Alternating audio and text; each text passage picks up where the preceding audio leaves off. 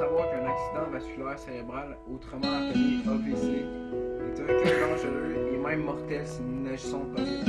Dans la prochaine vidéo, nous allons vous expliquer ce qu'est les symptômes de l'AVC et comment les... Alors, voici ce qu'est un accident vasculaire cérébral, soit dit AVC. Un accident vasculaire cérébral se produit lorsque le cerveau ne reçoit pas suffisamment de sang ou d'oxygène à cause d'une hémorragie interne, bien sûr d'une artère bloquée. Sans apport de sang, le cerveau, lui, il subit des changements ou des dommages qui se manifestent par diverses incapacités soudaines chez la victime, bien sûr. La plupart des victimes d'AVC, accident vasculaire cérébral, demeurent avec des incapacités physiques ou mentales toute leur vie. Il est primordial que toute personne victime d'un AVC, accident vasculaire cérébral, aille à l'hôpital tout de suite, immédiatement, dès qu'il présente ou ressent les signes et symptômes. Et les signes et symptômes plus tard. Parti. Dans les prochaines minutes, mon partenaire Maher Sada va vous expliquer les signes et symptômes de l'incident. Pendant ce temps-là, moi je vais vous révéler les deux causes principales qui provoquent l'AVC. La première est une artère bloquée au cerveau et la deuxième est une artère du cerveau qui éclate et saigne, ce qui provoque l'AVC. Nous sommes présentement avec notre commentateur Maher Sada qui se trouve à New York. Il va nous décrire la suite des signes et symptômes de l'AVC. Faiblesse, engourdissement ou fourmillement au visage, à un bras ou à une jambe, paralysie partielle ou complète d'un côté du corps, affaissement du visage, difficulté soudaine à parler ou à comprendre des paroles. Et puis les traitements qu'il peut y avoir, c'est appeler les SPU, AVC. Aider la victime à prendre une position confortable de lendemain, serrer assise, laissez-la en position latérale de sécurité, du côté qu'elle sent si elle est paralysée d'un corps. Nous sommes présentement avec Lucas Mélizy qui va nous décrire les signes et symptômes de l'AVC.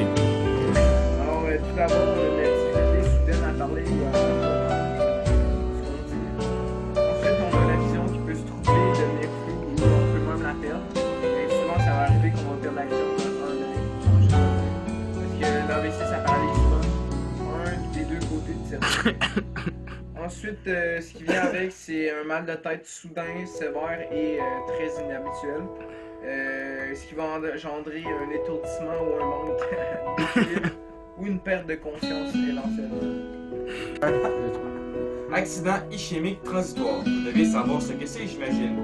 Alors, je vais vous l'expliquer dans les plus brefs détails.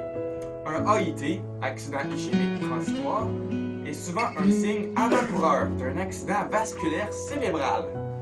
5% des personnes qui subissent un AIT ont un AVC dans les 30 jours suivants si elles ne reçoivent pas des soins médicaux. Les signes et symptômes sont les mêmes que ceux que Maher a dit, donc les mêmes de ceux de l'accident vasculaire. Yo! Un accident ischémique transitoire, ou AIT. Vous devez sans doute avoir aucune idée de quoi s'agit-il. Alors je vais recommencer. Go! Accident ischémique transitoire. Vous devez, sans aucun doute, ne pas savoir ce que c'est. Alors, je vais vous le dire dans les plus brefs détails. Un AIT, accident ischémique transitoire, est souvent un signe avant-coureur d'un accident vasculaire cérébral. 5% des personnes qui subissent un AIT ou un AVC dans les 30 jours suivants si elles ne reçoivent pas les soins médicaux. Les signes et symptômes sont les mêmes que ceux d'un accident vasculaire cérébral, mais durent moins de 20 minutes. Alors, merci de m'avoir écouté. Merci de la présentation. Merci de nous avoir écoutés. Ce fut un joyeux plaisir. Maher n'est pas content à ce que je vois. Il me pitche...